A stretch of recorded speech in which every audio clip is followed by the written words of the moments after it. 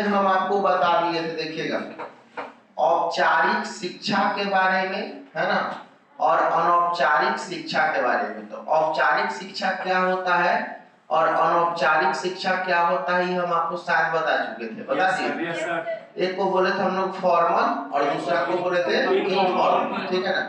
तो हम बोले थे एक निश्चित बाउंड्री के अंतर्गत में जहां पर स्थान, दिन, समय, सीखने वाला, सिखाने वाला सब कुछ फिक्स होता है, उसे हम औपचारिक शिक्षा कहते हैं। और जहां पर कुछ भी फिक्स नहीं हो, स्थान, दिन, समय कुछ भी फिक्स नहीं हो, वह हमारा अनौपचारिक शिक्षा कहलाता है, इनफॉर्मल एजुकेशन कहलाता है। बताए थे। लेकिन यहाँ पर हमको शिक्षा के बारे में अभी नहीं पढ़ना, हमको पढ़ना है भाषा के बारे में, ठीक है ना। तो बच्चे जो है वो भाषा को दो प्रकार से सीखते हैं। एक सीख सकता है वो औपचारिक रूप से और दूसरा सीख सकता है अनौपचारिक रूप से, ठीक है ना। तो औपचारिक रूप से सीखना कौन कहलाएगा, मतलब फॉर्मल लैंग्वेज को बच्चा कहाँ से सीखेगा। तो आपका जवाब सीधा होना चाहिए कि फॉर्मल लैंग्वेज एक ऐसा लैंग्वेज होता है जो बच्चे अपने समाज के द्वारा पढ़े लिखे, समाज के द्वारा और उसके साथ साथ में ऑथेंटिक पर्सन के रिसोर्स से इस चीजों को सीखता है।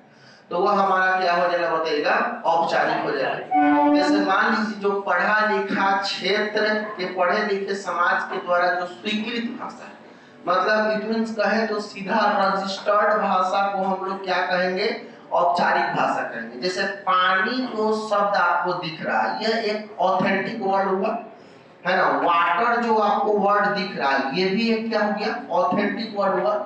लेकिन मम एक ऑथेंटिक वर्ड है क्या, नहीं। तो पानी कहना हमारे पढ़े लिखे क्षेत्र समाज के द्वारा सिखाया जाता है, क्योंकि यह स्वीकृत भाषा है ना। स्वीकृत का मतलब क्या हुआ, रजिस्टर्ड, है ना। वाटर भी क्या है, हमारा रजिस्टर्ड लैंग्वेज हुआ, है ना। लेकिन मम एक ऐसा शब्द है जो रजिस्टर्ड नहीं, ये कैसी भाषा है, मातृभाषा। और यह बच्चा खुद सीखता है, अपने आप सीखता है, या फिर अपने आप सीख लेगा, समाज के द्वारा सीखेगा, माता के द्वारा सीखेगा, पिता के द्वारा, पास पड़ोस के द्वारा, परिवेश के द्वारा, समाज के द्वारा, या फिर आज के डेट में जनसंचार के माध्यम से, मोबाइल वगैरह के माध्यम से भी बच्चा सीखना या चालू करेगा। तो दो बात दिमाग में रखिए कि औपचारिक रूप से बच्चा भाषा कहाँ सीखेगा, जो पढ़े लिखे समाज के द्वारा स्वीकृत भाषा हो, स्वीकृत मतलब रजिस्टर्ड, स्वीकृत भाषा उसे हम औपचारिक भाषा कहेंगे। जो पास पड़ोस, अगल बगल, माता पिता, दादा दादी, जनसंचार के माध्यम से अपने आप जिस भाषा को बच्चा सीख रहा है, उसको हम लोग अनौपचारिक भाषा सीखना कहेंगे, ठीक है ना। मतलब यह कह सकते हैं कि जो समाज के द्वारा स्वीकृत भाषा है वो औपचारिक है, और जो समाज के द्वारा स्वीकृत ना हो लेकिन फिर भी बच्चे उसको अपने आप सीख रहे, वो हमारा अनौपचारिक है। क्लियर बात, एकदम सिंपल बात। यहाँ तक बातें आपको समझ में आ गया होगा।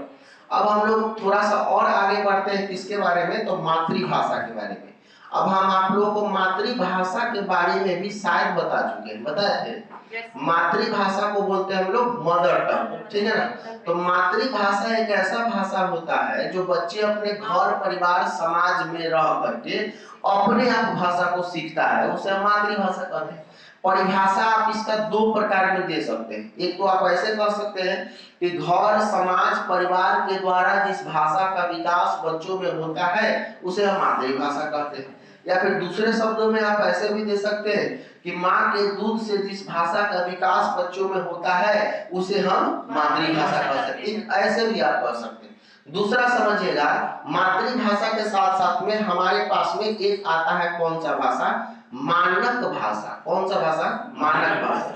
अच्छा देखिए, मातृभाषा को हम लोग एक और उपनाम देते हैं, इसको हम लोग प्राथमिक भाषा के नाम से भी जान सकते हैं। किसको, मातृभाषा को। अच्छा, मानक भाषा को हम लोग सेकेंडरी लैंग्वेज भी कह सकते हैं, मींस हिंदी में द्वितीयक भाषा, है ना। तो ये हो गया हमारा प्राइमरी लैंग्वेज, कौन सा, मातृभाषा। और ये हो गया हमारा सेकेंडरी लैंग्वेज, हिंदी में कहें तो ये हो गया हमारा प्राथमिक भाषा और ये हो गया हमारा द्वितीयक भाषा। क्लियर बात है। मातृभाषा में क्या होगा कि बच्चा का खुद से सृजित किया हुआ भाषा आपको मिलेगा।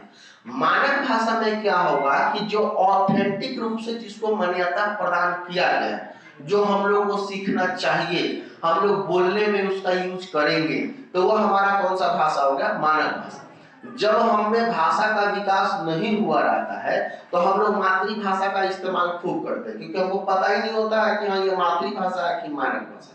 लेकिन जब हम बड़े हो जाते हैं, समझदार हो जाते हैं, तब हम कौन से भाषा का इस्तेमाल करेंगे? मानक भाषा। चाहे वो लेटर लिखने में हो तब, चाहे वो बोलने में हो तब, चाहे अपने विचार को प्रकट करने में हो तब। अब यहाँ पर किसी को प्यास लगता है तो कोई ये कहता है कि सर मम का व्यवस्था करवा दीजिए, कोई कहता है नहीं। कोई क्या कहता है? सर पानी का व्यवस्था करवा दीजिए, क्योंकि आपको भाषा का विकास हो गया और आप जो है मानक भाषा को बोलना सीख चुके। तो मानव जाति जो होता है वो मानक भाषा को तब बोलना सीख जाता है जब उसमें मैच्योरिटी आ जाता है, परिपक्वता आ जाती है। जब तक आप इमैच्योर रहेंगे तब तक आप मातृभाषा जैसे शब्दों का इस्तेमाल आप करेंगे। तो देखिए, मातृभाषा को ही कहते हैं प्राथमिक भाषा, मानक भाषा को ही कहते हैं द्वितीयक भाषा या फिर सेकेंडरी लैंग्वेज। अगर कोई बच्चा पानी को मम कह रहा है तो मम कहना किसी ने सिखाया नहीं, माँ के दूध से इस भाषा का विकास हुआ, तो यह हमारा कौन भाषा हो गया? मातृभाषा हो गया। और इसी मम को पता चला बाद में कहना पड़ा, क्या बतेगा? पानी। इसी को कहना पड़ा, क्या बतेगा? वाटर। तो यह हमारा क्या हो गया? मानक भाषा। लेकिन पेडागोजी एक बात पर और गौर फरमाता है, वो कहता है कि भाई सुनिए, मातृभाषा मानक भाषा अपने बच्चों को सिखाती है। चलिए, आपको इसको पढ़ने पर के बाद में दिमाग में आ रहा हो कि बच्चा को मानक भाषा सिखाना जरूरी है, यह बात दिमाग में आ रहा है। लेकिन मनोविज्ञान कहता है कि मातृभाषा का सहायता लेते हुए आप मानक भाषा सिखाइए। अगर डायरेक्ट आप मानक भाषा सिखाइएगा तो शायद बच्चा को समझ में नहीं आएगा और बच्चा शायद अनकंफर्टेबल महसूस करेगा। और यह बात सही भी है। जो बच्चा शुरू से पानी को जान रहा है मम, अगर वह विद्यालय में जाएगा और सीधा उसके सामने कहा जाए कि तुम पानी बोलो, तो उसको थोड़ा सा असहजता महसूस होगा। अब जैसे मान लीजिए कि प्राइमरी क्लास का एक बच्चा जब प्ले स्कूल में जब जाता है, प्ले स्कूल समझते हैं, प्रिपरेटरी स्कूल में जब जाता है, तो वहां पर वह कहता है अपने मैडम से कि मैडम हमको मम चाहिए।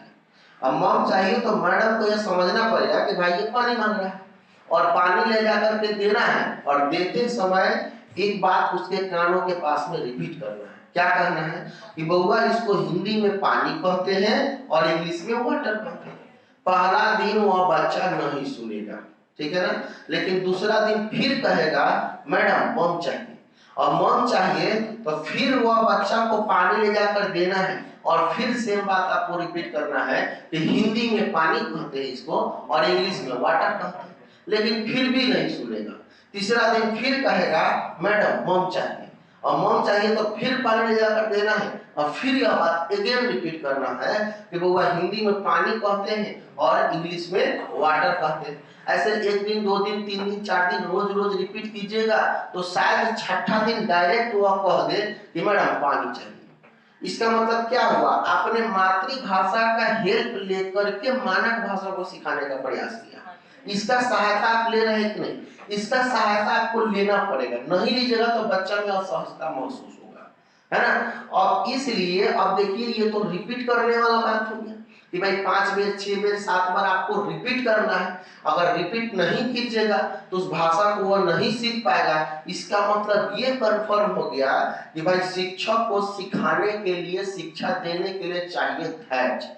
और इसीलिए कहा गया है कि एक अच्छा शिक्षक सबसे ज्यादा पहला गुण उसका जो होता है वो होता है धैर्यवान होना, मतलब पेशेंस आप में बहुत ज्यादा होना चाहिए। अब यहाँ पर देखिए पेशेंस कितना ज्यादा होना चाहिए कि पहला दिन सिखा दिए फिर भी मम, दूसरा दिन सिखा दिए फिर भी मम, तीसरा दिन सिखा दिए फिर भी मम, चौथा दिन सिखा दिए फिर भी मम। रोज रोज आपको रिपीट करना कर रहा है कि नहीं? आप इरिटेट भी होंगे तो उसको आपको कंट्रोल करना, उस इमोशन को आपको रखना है दबा करके, और ये कहना है वो हिंदी में पानी और इंग्लिश में वाटर। लेकिन यह जो हरकत जो है वो बच्चा केवल प्ले स्कूल में पहली क्लास, दूसरी क्लास, नर्सरी, एलकेजी, यूकेजी में ही कर सकता है। 5वीं क्लास का बच्चा यह हरकत नहीं करेगा क्योंकि वो बच्चे हैं।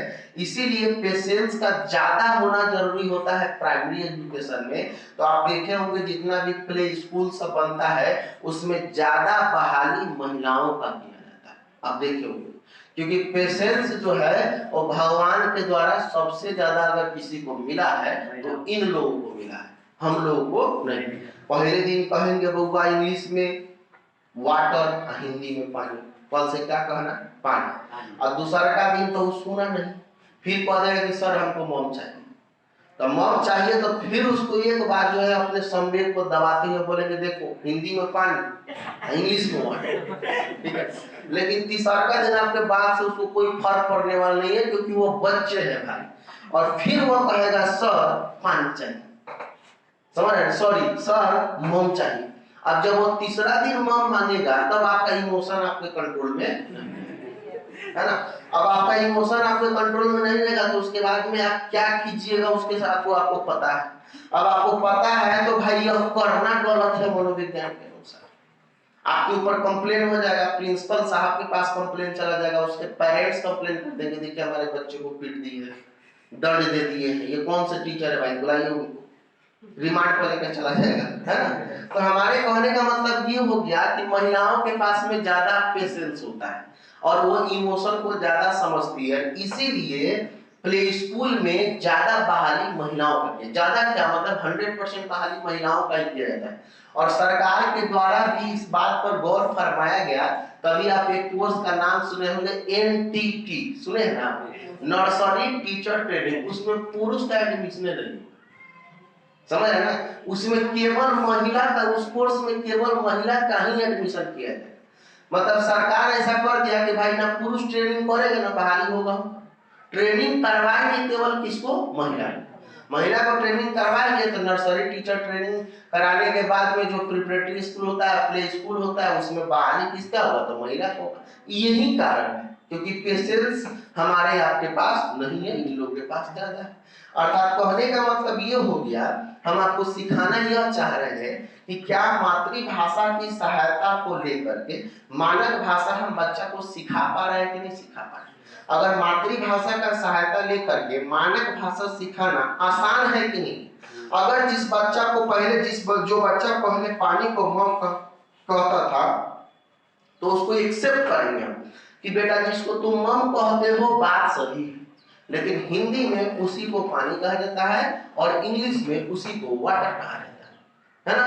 तो इसका हेल्प लेते हुए पानी और वाटर सिखाना क्या है? आसान। अर्थात निष्कर्ष क्या निकला? निष्कर्ष ये निकला भाई कि मातृभाषा की सहायता लेकर के बच्चा को मानक भाषा सिखाना है। धीरे धीरे बच्चा मातृभाषा से हट करके मानक भाषा पर अपने आप शिफ्ट हो जाएगा, एकाएक नहीं होगा। क्लियर बात है? तो अब आप मातृभाषा के परिभाषा को भी समझ गए, मातृभाषा होता क्या है ये भी समझ गए, मानक भाषा होता क्या है ये भी समझ गए, और मातृभाषा की सहायता को लेकर के मानक भाषा बच्चा को क्यों सिखाना चाहिए शायद ये भी आपको समझ में आ गया। बोलो क्लियर? अब देखिए मातृभाषा और मानक भाषा ये दोनों बात तो हो गया क्लियर। मातृभाषा में कह रहा है, सुनिएगा एक बार, भाषा का वह रूप जिसे बच्चा सबसे पहले अपने परिवार में रहकर सीखता है उसे मातृभाषा कहते हैं। बताइए इसमें कोई अंतर है? यही तो बात पता है आपको। पता यह भाषा बच्चा अपने माता पिता दादा दादी और परिवार के द्वारा सीखता है, ठीक है ना। अब उसके बाद में देखिए क्या कहता है, मातृभाषा बच्चे के ज्ञान के विकास में भी सहायक होता है। हाँ, बच्चा के नॉलेज के डेवलपमेंट में अगर सबसे ज्यादा कोई हेल्प करता है तो वह है उसका मातृभाषा। और आपको 1 से 5 क्लास तक, 1 से लेकर के 5 क्लास तक आपको बच्चा को मातृभाषा में ही पढ़ाई कराना है, मातृभाषा में ही सिखाना है। और यह बात नेशनल एजुकेशन पॉलिसी 2020 जो हमारे सामने अभी बन कर आया है, नया वाला एजुकेशन पॉलिसी, उसमें यह बात कहा गया है कि 1 से 5 तक केवल बच्चा को मातृभाषा में सिखाने का प्रयास है। क्योंकि मातृभाषा में सिखाने से फायदा क्या है कि बच्चा जल्दी सीख लेगा। दूसरा फायदा यह है कि उसके नॉलेज में जल्दी से विकास होगा क्योंकि उस चीज को पहले से वो जानता है, ठीक है ना।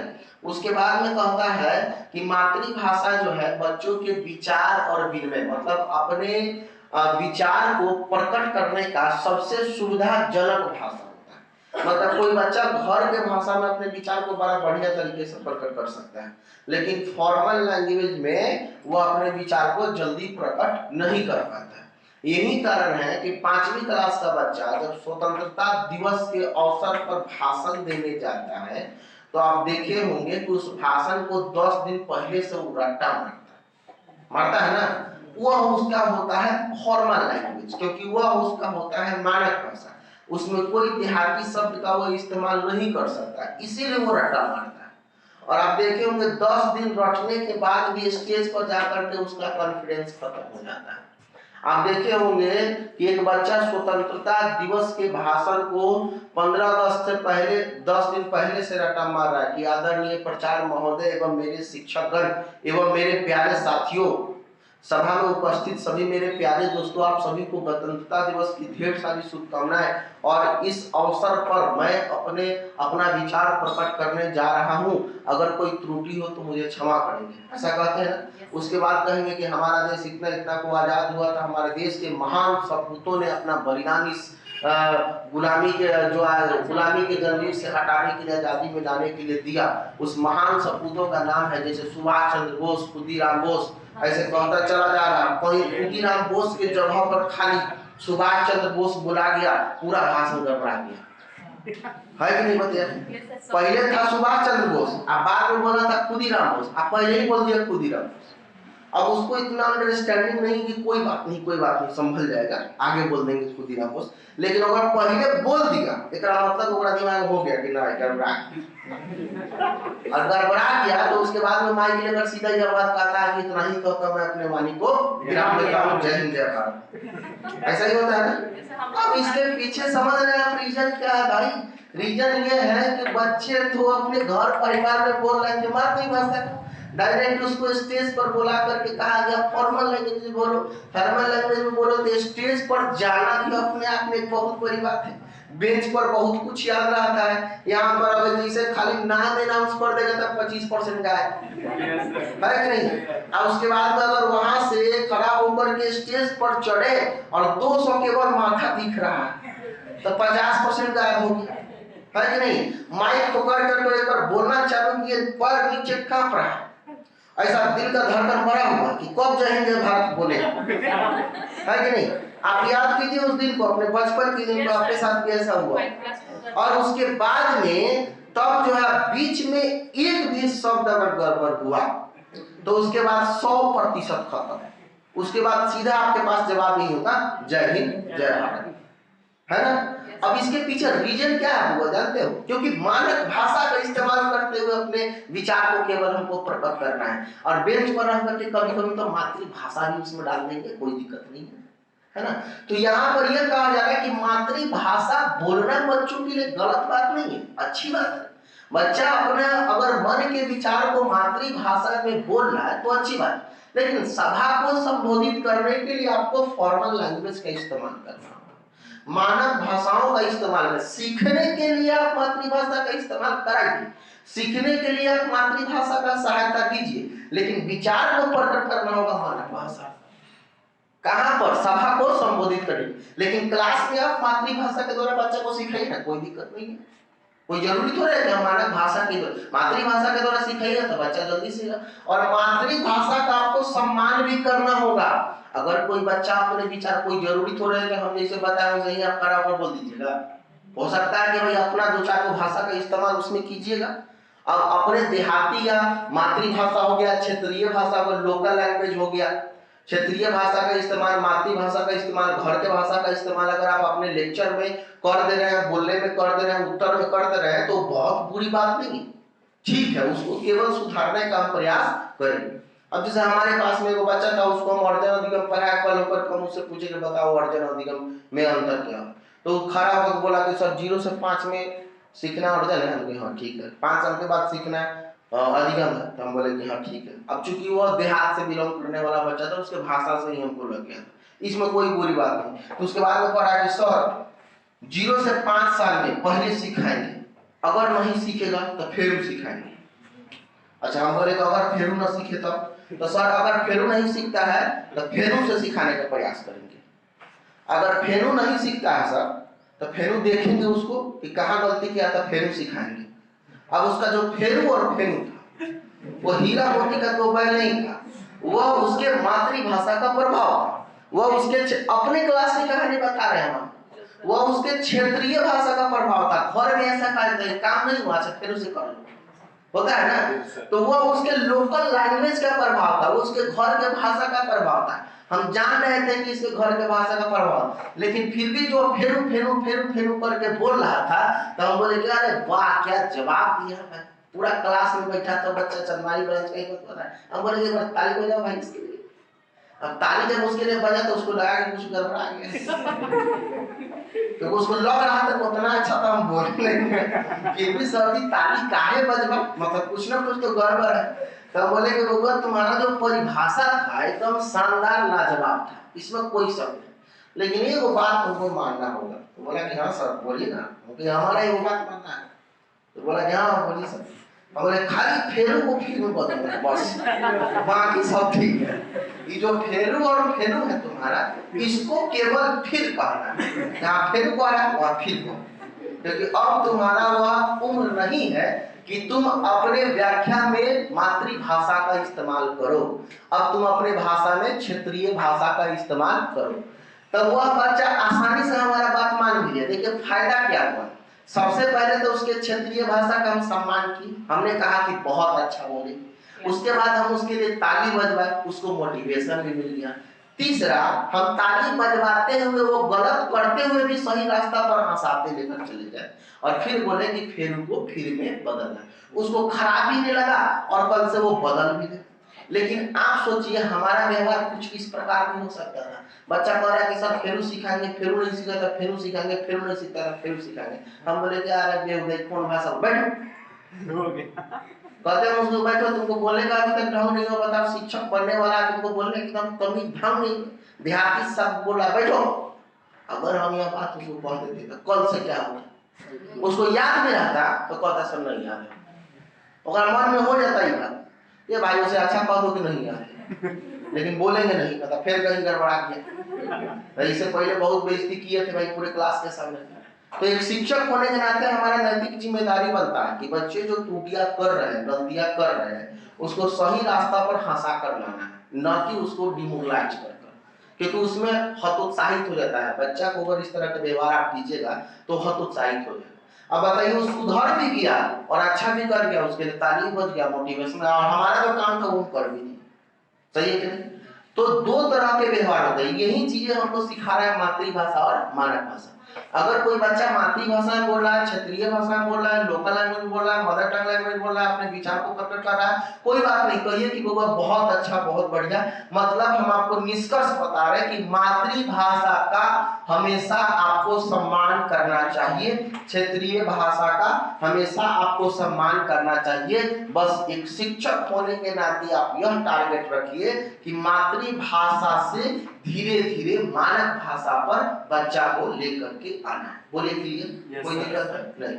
चलिए उसके बाद में देखिएगा प्राथमिक स्तर पर शिक्षा का माध्यम हमारा कौन होता है? मातृभाषा। 1 से 5 लेवल पर जो एजुकेशन का मीडियम होना चाहिए वो हमारा कौन सा होना चाहिए? मातृभाषा। अगर मातृभाषा के द्वारा बच्चा को सिखाएंगे तो बच्चा जल्दी सीखेगा, बेहतर सीखेगा। यही कारण है कि नेशनल एजुकेशन पॉलिसी 2020 के नियम में यह बात कहा गया है कि प्राथमिक स्तर तक बच्चा को मातृभाषा में ही सिखाना है। ठीक है, अब अगला टॉपिक समझने का प्रयास कीजिएगा। मातृभाषा समझ गए, मानक भाषा समझ गए, औपचारिक भाषा बच्चा कैसे सीखता है और औपचारिक भाषा बच्चा कैसे सीखता है, ये भी बात आपको समझ में आ गई।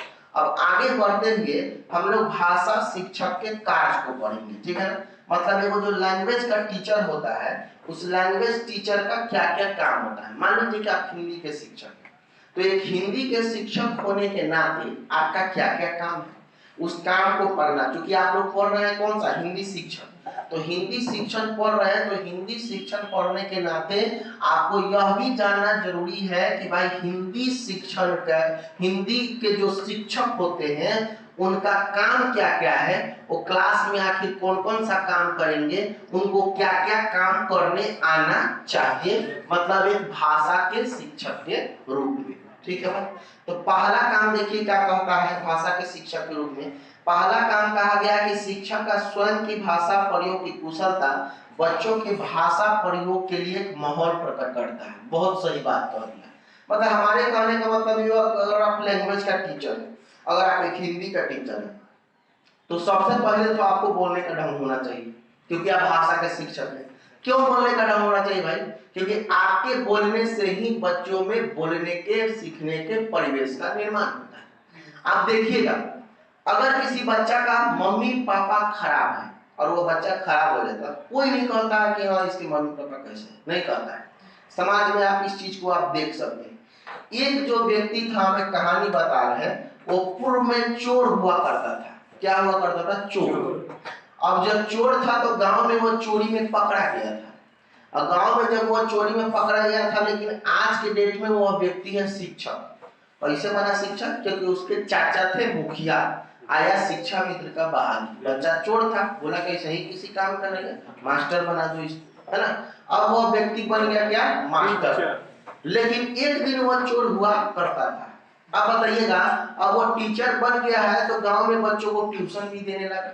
अब गांव में बच्चों को ट्यूशन देने लगा तो 50 बच्चे वहां पर पढ़ रहे थे। एक बच्चा, उसके ट्यूशन में जो पढ़ने वाले बच्चे थे उसमें से एक बच्चा फिर से गांव की चोरी में पकड़ा है। तो लोग ये बात नहीं कहेगा इसके पापा मम्मी इसको कैसा संस्कार दिए हैं, लोग यह कहेगा जब मास्टर है वो इसका कहेगा कि नहीं? बताइए। क्योंकि समाज भी आपको दोषी मानता है।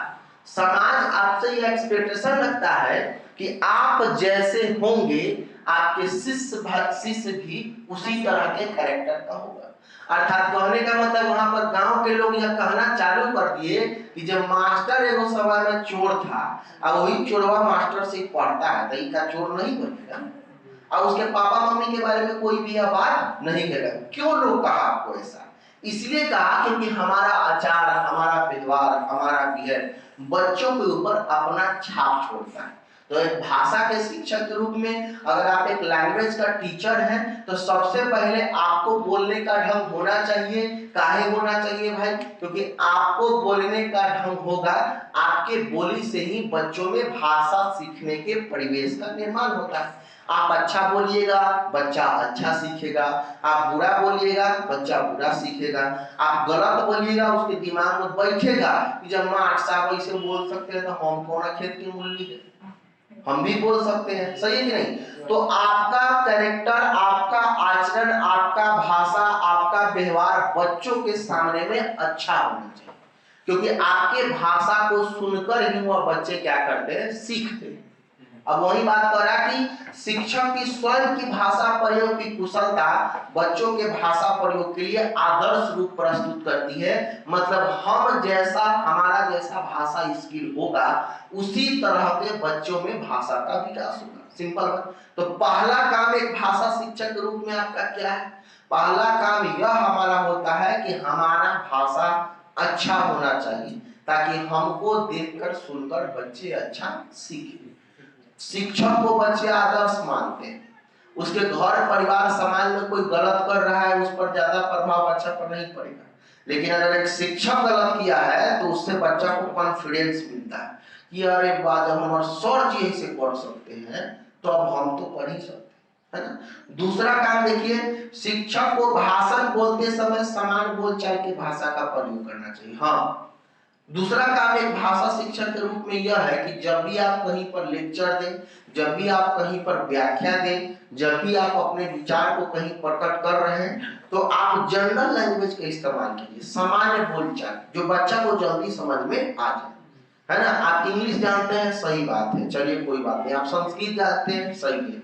आप उर्दू जानते हैं, सही है। बहुत सारा लैंग्वेज जानते हैं, सही है। लेकिन वो सब बात आपको बच्चा के सामने में नहीं रखना है। बच्चा के सामने में वही विचार रखना है जो बच्चा आपके भाषा से जल्दी समझ जाए। इसीलिए आपको जनरल लैंग्वेज मतलब सामान्य बोलचाल का यूज करके बच्चा को सिखाने और समझाने का प्रयास करना है। बातें समझ में आ रही? सामान्य बोलचाल का आपको ज्यादा से ज्यादा प्रयोग करना चाहिए, ठीक है ना। भाषा शिक्षक को कक्षा और कक्षा के बाहर भी भाषा प्रयोग के लिए प्रोत्साहित करना चाहिए। अब ये पॉइंट इंपॉर्टेंट हो गया, भाषा शिक्षक को कक्षा और कक्षा के बाहर। देखिए, तो मान लीजिए आप कहिएगा सर कक्षा में तो हम भाषा को बच्चा को सिखा देंगे, लेकिन कक्षा के बाहर बच्चा को भाषा सिखाने के लिए हम कौन सा तरीका को अपनाएंगे भाई कि बच्चा भाषा सीखने के प्रति प्रोत्साहित होगा? तो क्लास में आप अगर जा रहे हैं तो क्लास में तो आप बच्चा को भाषा सिखाइएगा ही सिखाइएगा, लेकिन क्लास के बाहर सिखाने के लिए एक माहौल क्रिएट करना पड़ेगा आपको, जिसको हम लोग कहते हैं प्रिंट समृद्ध वातावरण। क्या बोलते हैं? प्रिंट समृद्ध वातावरण। ये प्रिंट समृद्ध वातावरण क्या होता है? 1 से 5 के विद्यालय में जब जाइएगा तो पूरा दीवार जो है क ख ग घ से लेकर के ABCD से लेकर के 1 2 1 से लेकर 10 तक, 1 से लेकर 20 तक, 1 से लेकर 100 तक काउंटिंग टेबल सब लिखा रहता है पूरा दीवार पर। क से कलम, ख से खरगोश, ग से गमला। तो वहां पर जो दीवार पर बनाया गया चित्र है, जो लिखा गया शब्द है, उसी वातावरण को हम लोग कहते हैं प्रिंट समृद्ध वातावरण। प्राइमरी स्कूल में आप जाएंगे, वहां पर क से कलम, ख से खरगोश, ग से गमला, ख से घड़ी पेंट करके कोचारा करके लिखा हुआ है, और उसी को हम लोग क्या कहते हैं? प्रिंट समृद्ध वातावरण। तो क्या बच्चे उसको देखकर सीखते हैं? तो आपका जवाब क्या होगा? हाँ सर, बिल्कुल सीखते हैं। वहां पर माहौल आप ऐसा बना देते कि बच्चा खेलते खेलते क को देख रहा है, बच्चा खेलते खेलते ख को देख रहा है, बच्चा खेलते खेलते ए को देख रहा है। तो वह माहौल बनाना ही क्या कहलाएगा? वह वातावरण क्या कहलाएगा? प्रिंट समृद्ध वातावरण कहलाएगा। तो अगर आपसे सवाल पूछा जाए क्या भाषा के शिक्षक भाषा के कक्षा में भाषा को सिखाते हैं कि नहीं, तो आप कहिएगा एब्सोल्युटली सिखाते हैं। लेकिन कक्षा के बाहर बच्चा को भाषा सिखाने के प्रोत्साहित करने के लिए आपको कौन से वातावरण का निर्माण करना चाहिए? तो आपका जवाब होगा प्रिंट समृद्ध वातावरण का निर्माण करना चाहिए। और प्रिंट समृद्ध वातावरण का निर्माण करने का मतलब वही क से कलम, ख से खरगोश, ग से गमला लिखा हुआ, प्रिंट किया हुआ होना चाहिए। बोलो क्लियर? चलिए, उसके बाद में कहता है भाषा शिक्षक को बच्चों के भाषा के विविध स्वरूप और प्रयोग से परिचय करना चाहिए। मतलब अगर आप एक लैंग्वेज का टीचर है ना, तो लैंग्वेज के शिक्षक होने के नाते आपको बच्चा को अलग अलग भाषाओं का भी ज्ञान देना जरूरी है। अगर अलग अलग भाषा का ज्ञान बच्चा को नहीं दीजिएगा तो अलग अलग भाषा वो थोड़े सीखेगा। मान लीजिए कि आप रोज रोज उसको सिखा रहे हैं कि अ आकार आम आम, अ आकार आम आम, कभी आपने मैंगो कहना उसको सिखाया नहीं, कभी आपने मैंगो कहना उसको सिखाया नहीं, तो क्या आपने सीख लेगा मैंगो? बोले ना, वो तो केवल आम आप सिखा रहे हैं तो आम ही सीखेगा, मैंगो तो नहीं सीखेगा। लेकिन एक शिक्षक होने के नाते हमारा कर्तव्य यह बनता है कि आम सिखाने के साथ साथ उसको मैंगो भी सिखाएं। हमारे कहने का मतलब अलग अलग भाषाओं को सिखाना जरूरी है, क्योंकि अलग अलग भाषा को सिखाना इसलिए जरूरी है क्योंकि हमारा देश बहुभाषिकताओं का देश है। आप हमारे देश में देखते हैं, पूरे विश्व की अगर बात करें, अगर सबसे ज्यादा भाषा की विविधता अगर किसी देश में है तो भारत है। हर 15 किलोमीटर भाषा चेंज हो जाता है, हर 10 किलोमीटर भाषा चेंज होता है, हर 30 किलोमीटर भाषा चेंज होता है। तो हमारा देश जब बहुभाषिकताओं का देश है, तो बहुभाषी देश में बच्चा को बहुभाषी होना भी जरूरी है, तभी अपने आप को क्या कर पाएगा? एडजस्ट कर पाएगा, अपने आप को समायोजित कर पाएगा। बोलो क्लियर? अर्थात एक शिक्षक होने के नाते अलग अलग भाषाओं का इस्तेमाल करना बच्चा को सिखाना है कि नहीं सिखाना है? अगर अलग अलग भाषा का इस्तेमाल करना बच्चा को सिखाएंगे तभी ना उसमें भाषा के अलग अलग कुशलता का विकास होगा। बोलो क्लियर? चलिए, उसके बाद में कहता है कि भाषा शिक्षण में अनिवार्य है समग्रतावादी दृष्टिकोण। अब यहाँ पर एक पॉइंट और समझने का प्रयास कीजिएगा, लिखा हुआ है समग्रतावादी दृष्टिकोण। अब ये समग्रतावादी का मतलब यह होता है सबको एक साथ लेकर चलना, सबको एक साथ लेकर चलना। अब लैंग्वेज के टीचर के रूप में यह पॉइंट सबसे ज्यादा इंपॉर्टेंट है।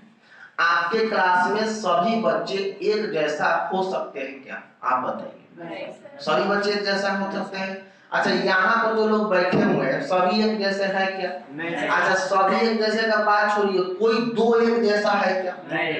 कोई दो भी नहीं एक जैसा। तो आप ये सर यहाँ पर जनसंख्या कम है इसीलिए नहीं जो है कोई दो एक जैसा है। हम पूरे विश्व की बात कर रहे हैं, पूरा वर्ल्ड की बात कर रहे हैं, और एकदम ऑथेंटिक रूप में। भाई पूरे वर्ल्ड में एक दूसरे के जैसा कोई नहीं है, और ये बिल्कुल सही बात है। ये कॉन्सेप्ट हमारा दिया है मनोविज्ञान में इंडिविजुअल डिफरेंस। इंडिविजुअल डिफरेंस को हम लोग कहते हैं व्यक्तिगत विभिन्नता। व्यक्तिगत विभिन्नता का कॉन्सेप्ट यह कहता है कि दुनिया में कोई भी दो व्यक्ति एक जैसा नहीं हो सकता। यहाँ तक कि एक माता पिता का अगर दो संतान है वो भी एक जैसा नहीं हो सकता, उसमें कुछ न कुछ विभिन्नताएं आपको मिलेगा ही मिलेगा। सही है? 50 बच्चे यहाँ पर बैठे हैं, कोई एक दूसरे के समान नहीं है। पूरे भारत देश में इंडिया की बात कर रहे हैं, पूरे विश्व की बात कर रहे हैं कि भाई कोई दो व्यक्ति एक जैसा नहीं हो सकता। MS धोनी पूरे दुनिया में एक ही है, सचिन तेंदुलकर पूरे दुनिया में एक ही है, सलमान खान पूरे दुनिया में एक ही है, और आप कहिएगा सब केवल सेलिब्रिटी का नाम क्यों ले रहे हैं? अरे भाई आपका भी कह दे रहे हैं, आप भी पूरे दुनिया में एक ही है, और यह बात एकदम सही है।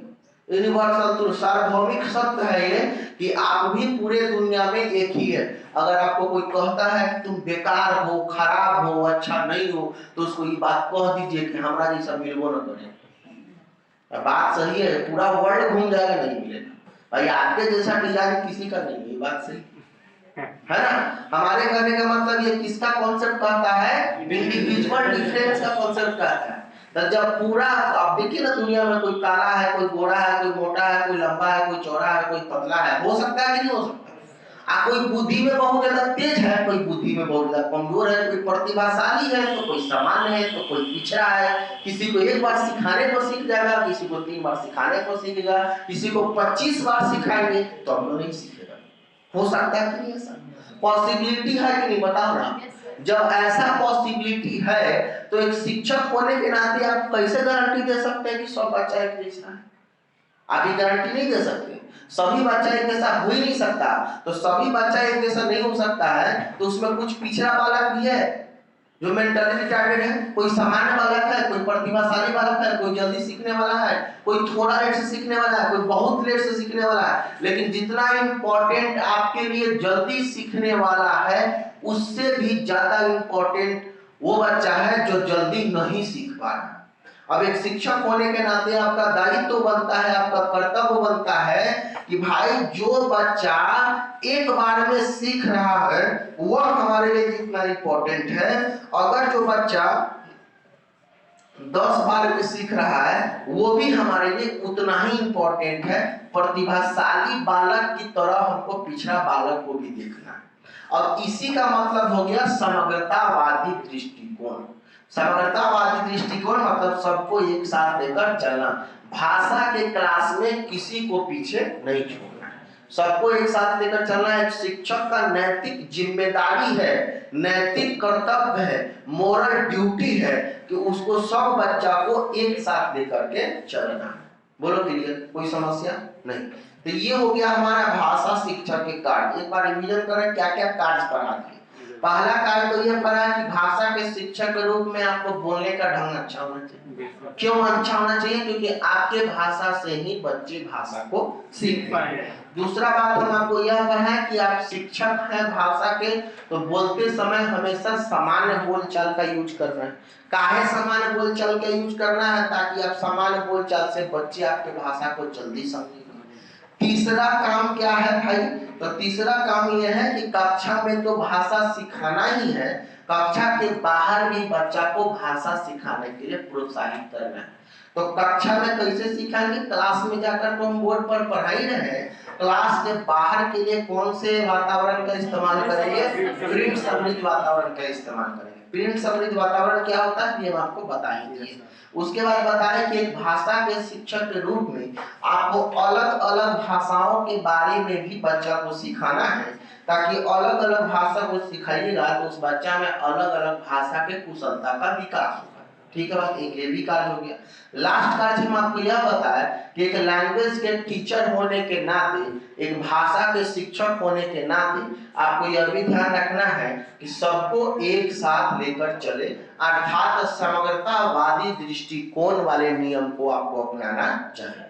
अब ये हो गया लैंग्वेज टीचर का काम। आज हम आपको क्या क्या पढ़ा है? मातृभाषा क्या होता है, मानक भाषा क्या होता है, मातृभाषा से मानक भाषा को कैसे सिखाया जाए, मातृभाषा प्राथमिक के बच्चों के लिए इंपॉर्टेंट कैसे है, मातृभाषा को प्राथमिक भाषा कहेंगे कि नहीं कहेंगे, मानक भाषा को द्वितीयक भाषा कहेंगे कि नहीं कहेंगे, मम कौन भाषा है, पानी कौन भाषा है, और भाषा शिक्षक का कार्य क्या होता है। बोलो क्लियर? यहाँ तक कोई दिक्कत है? नहीं। अब यहाँ तक कोई दिक्कत नहीं है तो जो डेमो क्लास में हम 3-4 पेज का जो हिंदी शिक्षण डाले हैं वो यही तक है। हिंदी शिक्षण में आप लोगों को हमारे क्लास में, आज हमारा फर्स्ट क्लास कितना आदमी कर रहा है जो आज पहला दिन आया? आप लोग सब फर्स्ट हैं। अब देखिए हम आपको अपने क्लास में क्या क्या पढ़ा दिए, भाषा के बारे में पढ़ाए, डेमो क्लास की बात कर रहे हैं, फिर भाषा के प्रकार के बारे में पढ़ाए, बोलिए ना, लिखित भाषा, मौखिक भाषा, सांकेतिक भाषा, फिर संप्रेषण के बारे में पढ़ा दिए, भाषा अर्जन क्या होता है, भाषा अधिगम क्या होता है उसके बारे में पढ़ा दिए, मातृभाषा के बारे में पढ़ा दिए, मानक भाषा के बारे में पढ़ा दिए, भाषा शिक्षा का क्या क्या कार्य होता है उसके बारे में पढ़ा दिए। और आई थिंक कि आपको इतना बातें समझ में, बिल्कुल सर। तो चलिए यहाँ तक हमारा हिंदी शिक्षक का मामला होता है क्लियर। अब आपके सामने हम एक नया टॉपिक लेकर आते हैं जिसका नाम होगा एनसीएफ 2005, ठीक है। चलिए हतोत्साहित का मतलब क्या होता है? हतोत्साहित का मतलब होता है उसको हटाना, खत्म करना, है ना। प्रोत्साहित का मतलब होता है बढ़ाना।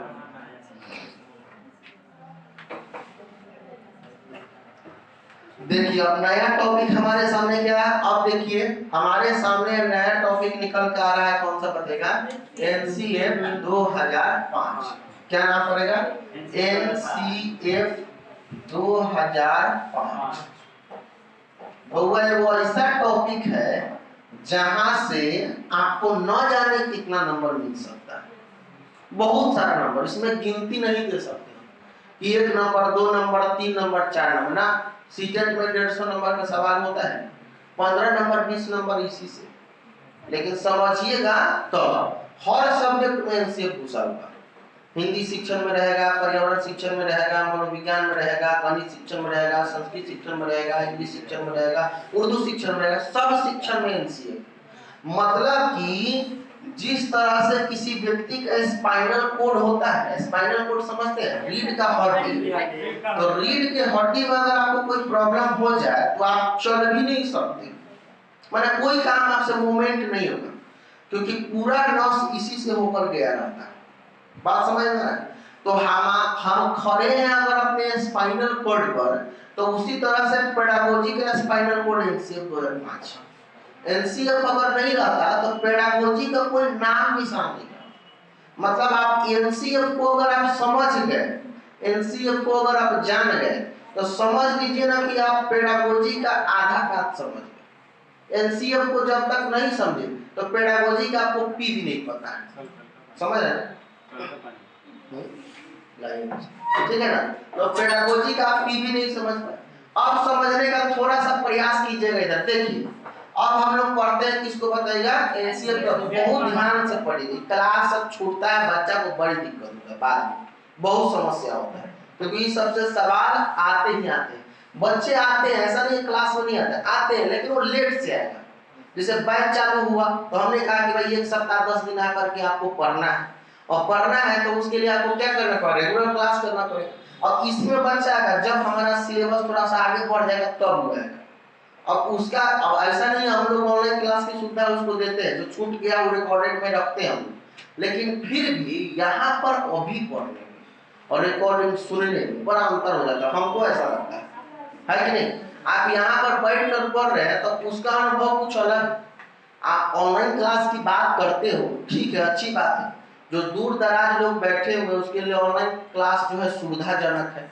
लेकिन एक बात जान लीजिएगा, इसका जो है कोई ये नहीं कर सकता।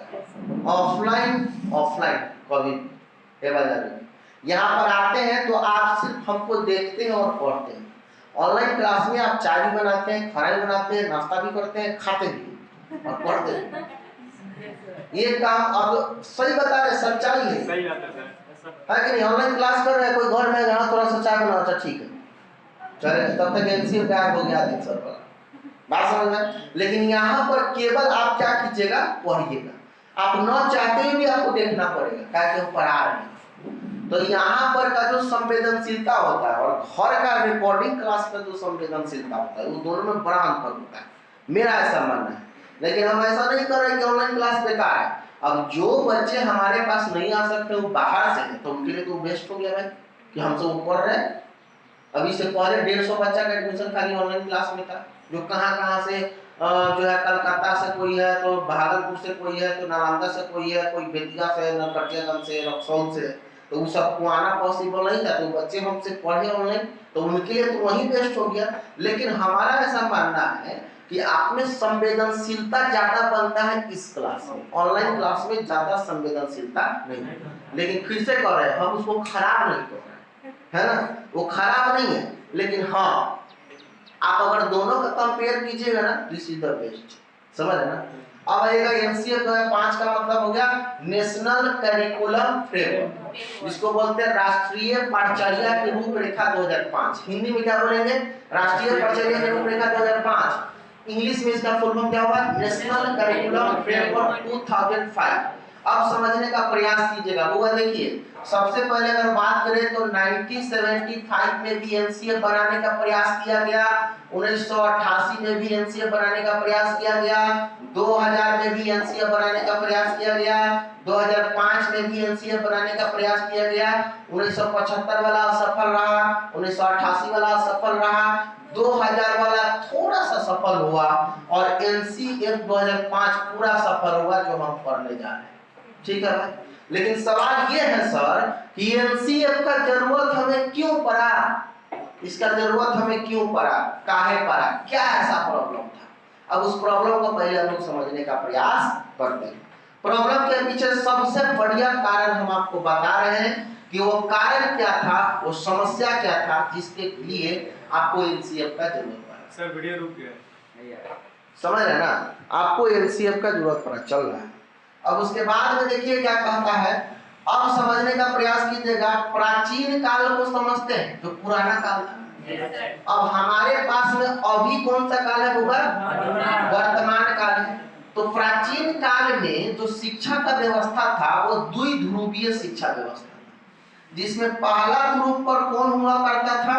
शिक्षक हुआ करता था, और दूसरा ध्रुव पर कौन हुआ करता था? बालक हुआ करता था। और इस द्विध्रुवीय शिक्षा पद्धति को हम लोग बोलते थे टीचर सेंटर्ड एजुकेशन। हिंदी में कहे तो शिक्षक केंद्रित शिक्षा। अब इसका नाम क्या था हिंदी में? तो इसका नाम था शिक्षक केंद्रित शिक्षा। क्या बोले थे हम, बताइए ना?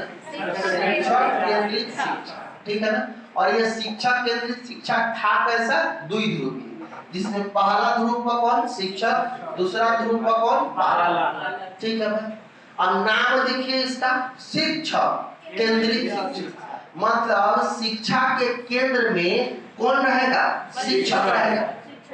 अरे नाम से देखिए ना, शिक्षक केंद्र, मतलब केंद्र में कौन? शिक्षक। अच्छा, यह कहा गया कि जो केंद्र में होगा राजा वही होगा, है ना। केंद्र में जो होगा वही राजा होगा, जो राजा होगा उसके मन के अनुसार काम। तो यहाँ राजा कौन है? शिक्षक। तो केकरा मन के अनुसार काम होगा? शिक्षक के मन के अनुसार काम होगा। तो प्राचीन युग का जो शिक्षा व्यवस्था था कुछ इस प्रकार था कि हम एक शिक्षक है, हम एक राजा है, हम जो कहेंगे तुमको मानना पसंद आए चाहे ना, उससे हमारा मतलब। हम क्लास में आएंगे और आज कहेंगे कि मैथ पढ़ाएंगे, आप कोई बच्चा कहेगा कि सर आज इंग्लिश पढ़ा दीजिए, मैथ पढ़ने का मन नहीं है, तो उसका बुखार झाड़ देंगे। वो क्या है? शिक्षक केंद्रित शिक्षा, टीचर सेंटर्ड एजुकेशन। भाई राजा हम ना, हमारा मन के अनुसार चलो। अब समझिएगा बात को पूरा पहले डिटेल। तो प्राचीन युग में कुछ इसी प्रकार का हुआ करता था। गुरुकुल में जो शिक्षा दिया जाता था बच्चा को, तो गुरुकुल वाला शिक्षा जो था वो शिक्षक केंद्रित, उसमें गुरु का बात जो है वो सर्वोपरि, मतलब सबसे ऊपर गुरु जी जो कहेंगे वो मानना है। क्योंकि राजा कौन है? गुरु जी। बोले क्या महाभारत का दूसरा अध्याय तुम कौन पढ़ाने वाले? गुरुकुल। और बच्चा कह रहा है ना सर आज रामायण पढ़ा दीजिए, तो बोले कि एक बार कह दिए उसको, कह, है ना, जो कहते हैं वो कहते हैं। अब समझने का प्रयास कीजिएगा, ये था शिक्षा व्यवस्था कौन सा? प्राचीन युग। इसमें केंद्र में कौन था? शिक्षक। लेकिन हमारे कुछ मनोवैज्ञानिक बाद में उन्होंने देखा कि अरे तो गलत हो रहा है, ऐसे कैसे? मतलब बच्चा को मन नहीं भी है फिर भी आप जो कहिएगा वो करेगा, ये तो तानाशाही शिक्षा व्यवस्था हो गया। तो इसीलिए इसका नाम भी पड़ गया, इसका नाम पड़ा राजतांत्रिक शिक्षा व्यवस्था। बोलिए ना, राजतांत्रिक शिक्षा व्यवस्था। काहे? ताकि राजा का जहां पर शासन होगा वह प्रदेश राजतंत्र ही कहलाएगा। नेपाल पहले राजतंत्र हुआ करता है, बोले ना। हम लोग अभी किसमें? गणतंत्र में, प्रजातंत्र में। लेकिन अब यहाँ पर राजा चूंकि शिक्षक था तो भाई इस शिक्षा व्यवस्था का नाम ही पड़ गया कौन सा? राजतांत्रिक शिक्षा व्यवस्था। इस शिक्षा का नाम भी पड़ गया तानाशाही शिक्षा व्यवस्था, है ना। और इस शिक्षा का नाम भी पड़ गया कौन सा? तानाशाही शिक्षा व्यवस्था, राजतांत्रिक शिक्षा व्यवस्था। बोलो क्लियर? लेकिन सवाल ये है कि कुछ मनोवैज्ञानिक ने इस पर विचार किया। उसमें सबसे मुख्य मनोवैज्ञानिक का नाम बता रहे हैं प्रोफेसर जॉन डीवी महोदय। नाम तो सुने होंगे, यस सर। बीएड करा तो जॉन डीवी का नाम आपने सुना हो। तो प्रोफेसर जॉन डीवी महोदय ने इस पर अपना विचार प्रकट किया कि ना गलत हो रहा है भाई। यहाँ पर राजा शिक्षक है, वो पढ़ेगा वही बच्चा करेगा, और यहाँ पर कोई करिकुलम ही नहीं है, कोई लक्ष्य नहीं बच्चा का। कहाँ जा रहे हो? गुरुकुल में, तो शिक्षा लेने जा रहे हैं। क्या टारगेट है तो पता नहीं, ज्ञान लेना है केवल। लेकिन आज के डेट में आपको केवल ज्ञान लेना है क्या? नहीं, आपको नौकरी भी लेना है कि नहीं? और नौकरी जो लेना है उसके लिए सिलेबस तैयार है कि आपको पढ़ना क्या है। आप हमारे पास केवल ज्ञान लेने नहीं आते, आप हमारे पास ज्ञान के साथ साथ में अपने कैरियर का एक टारगेट बना करके दिया है कि हमको करना क्या है। यही फर्क है आज के शिक्षा व्यवस्था में और उस समय के शिक्षा व्यवस्था में। उस समय के शिक्षा व्यवस्था में बालक को पता नहीं था कि हमको करना क्या, और अब के शिक्षा व्यवस्था में हमको पता है कि हमको करना क्या। तो प्रोफेसर जॉन डीवी महोदय का कहना था कि नहीं ये गलत है और इस पर संशोधन होना चाहिए, और उन्होंने संशोधन किया और इस शिक्षक केंद्रित शिक्षा व्यवस्था, राजतांत्रिक शिक्षा व्यवस्था को इन्होंने बदला। किसमें? तो इन्होंने बदला प्रजातांत्रिक शिक्षा व्यवस्था, और इसका नाम दिया उन्होंने क्या? बाल केंद्रित शिक्षा व्यवस्था। बाल केंद्रित शिक्षा, इसी को हिंदी में बोलते हैं चाइल्ड सेंटर्ड एजुकेशन। बोले ना। अब उन्होंने कहा कि द्वि ध्रुव को तीन ध्रुव में बदलना होगा। उन्होंने कहा कि चलो भाई ठीक है, पहला ध्रुव पर हम शिक्षक महोदय पहले थे तो रहेंगे, हम छाट थोड़े थे। पहले ध्रुव पर शिक्षक महोदय थे तो चलिए पहले ध्रुव पर शिक्षक ही रहेंगे। दूसरा ध्रुव पर बालक हुआ करता था तो दूसरा ध्रुव पर बालक ही रहेगा, लेकिन तीसरा का जोड़ेंगे। और तीसरा का जो जोड़ा गया उसका नाम पड़ा कौन सा बताएगा? पाठ्यक्रम, करिकुलम। उन्होंने कहा कि तीसरा ध्रुव हमारा करिकुलम इसमें होना चाहिए, नहीं होगा तो भैया ये अनर्थ है, ये होना चाहिए। क्योंकि ये जो दोनों आपको दिख रहे हैं शिक्षक और बालक, इसके पास में अपना एक टारगेट होना चाहिए, और वो टारगेट फिक्स कौन करेगा? करिकुलम करेगा। जैसे हम बैठे हैं, आप बैठे हैं, और हमारे दोनों बीच की कड़ी, हम दोनों के बीच की कड़ी कौन है? इसका टारगेट हम भी कर रहे हैं और इसका टारगेट आप भी कर रहे हैं। बोले ना। अरे इसी को आपको पढ़ना है और इसी को हमको पढ़ाना है, तो टारगेट तो यही है बीच में। तो उन्होंने कहा कि दो होगा इसमें सजीव जगत और एक होगा निर्जीव जगत, जिसको टारगेट उन दोनों सजीव जगत को करना। तो सही बात है, हम दोनों हैं लिविंग थिंग्स और ये है नॉन लिविंग थिंग्स। बोले ना, हम दोनों हैं सजीव और ये है निर्जीव। सही है। कहा कि दो होगा चर, ये होगा अचर। तो शिक्षक और बालक चर और पाठ्यक्रम अचर। अब समझने का प्रयास कीजिएगा। कहा गया कि ये दोनों टारगेट किस पर करेंगे? पाठ्यक्रम पर करेंगे। पाठ्यक्रम जब आएगा तो हमारा टारगेट फिक्स होगा, बच्चों का लक्ष्य फिक्स होगा, टीचर का लक्ष्य फिक्स होगा। टीचर एम बनाएगा, टीचर टारगेट बनाएगा, बच्चा भी लक्ष्य बनाएगा, बच्चा भी टारगेट बनाएगा, बच्चा भी एम बनाएगा। और एम के अनुसार, उद्देश्य के अनुसार, शिक्षा के अनुसार, लक्ष्य के अनुसार अगर किया गया काम हमेशा सफल होता है। अगर आपके जीवन में कोई आपका उद्देश्य नहीं है, आप उद्देश्यहीन हैं, तो धरती पर बोझ है। अगर आप इस पृथ्वी पर जन्म लिए हैं तो आपका कोई ना कोई उद्देश्य होना चाहिए, कुछ ना कुछ तो उद्देश्य होना चाहिए कि हमको डॉक्टर बनना है, शिक्षक बनना है, इंजीनियर बनना है, सरकारी नौकरी करना है, प्राइवेट नौकरी करना है, कुछ ना कुछ तो टारगेट होना चाहिए। अब क्या करना है तो पता नहीं, अब ऐसे ही पढ़ रहे हैं। तो आप इसका मतलब क्या है? आप उद्देश्यहीन है ना। और देखिएगा समझने का प्रयास कि उसी उद्देश्य को तो फिक्स करने के लिए पाठ्यक्रम जोड़ा गया। इतना मेहनत करके तीसरा ध्रुव ऐड हो गया। तीसरा ध्रुव जब ऐड हुआ तो बाल केंद्रित का नाम पड़ गया कौन सा, चाइल्ड सेंटर्ड एजुकेशन। यह द्विध्रुवीय हो गया 3 ध्रुवीय। अब हुआ सुनो, द्विआयामी कहे तो चाहे द्विध्रुवीय कहे तो, 3 आयामी कहे तो चाहे त्रिध्रुवीय कहे, सियार हुई है कलर अलग। बात समझ में आए? मतलब कि हाँ बोलिए। मतलब अब ये दोनों जो है वो हमारा सजीव जगत हो गया। शिक्षक और बालक क्या होगा, सजीव जगत। और टारगेट कौन किस पर फिक्स करेगा, पाठ्यक्रम का। मतलब 2 हो गया हमारा सक्रिय चर और 1 हो गया हमारा निष्क्रिय। बात समझ रहे? अब ये सक्रिय चर कौन कौन रहेगा, शिक्षक और बालक। किसके प्रति रहेगा, पाठ मैथ वाला चर मत लेके आइए। बात समझ में आया ना? वहां पर बात हम नहीं कर रहे। हमारे कहने का मतलब ये कि ये दोनों टारगेट किसको करेगा, पाठ्यक्रम का टारगेट कर रहा है ना। तो इसीलिए यह हो गया क्या, त्रिध्रुवीय।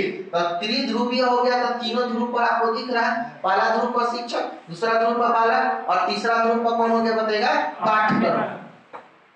बात समझ में आया? रात में ठीक से नहीं सोइएगा तो समझ में नहीं आएगा, तो नींद भी आएगा। Yes sir. कहेंगे नहीं नींद आ रहा है, लेकिन आएगा। अब ध्यान दीजिएगा यहाँ पर। अब ये हो गया हमारा कौन सा, बाल केंद्रित शिक्षा, और ये हो गया हमारा कौन सा, शिक्षक केंद्रित शिक्षा। ये हो गया हमारा द्विध्रुवीय, ये हो गया हमारा 3 ध्रुवीय। इसमें केंद्र में कौन रहेगा, शिक्षक। इसमें केंद्र में कौन रहेगा, बालक। ये द्विध्रुवीय की 3 ध्रुवीय है, द्विध्रुवीय। यह कौन ध्रुवीय है, इसमें पहला ध्रुव पर कौन होगा, इसमें दूसरा ध्रुव पर कौन होगा, इसमें पहला ध्रुव पर कौन होगा, इसमें दूसरा ध्रुव पर कौन होगा, तीसरा ध्रुव कौन जोड़ेगा। टारगेट दोनों फिक्स कहां पर करेगा, पाठ्यक्रम पर। शिक्षक और बालक को टारगेट करना है कि नहीं करना है। अंतर क्या हुआ कि पहले शासन था शिक्षक का, अब शासन हो गया बालक का। पहले जो शिक्षक का आता था वो करना पड़ता था, अब क्या होगा कि नहीं, बालक के मन के अनुसार चलना है।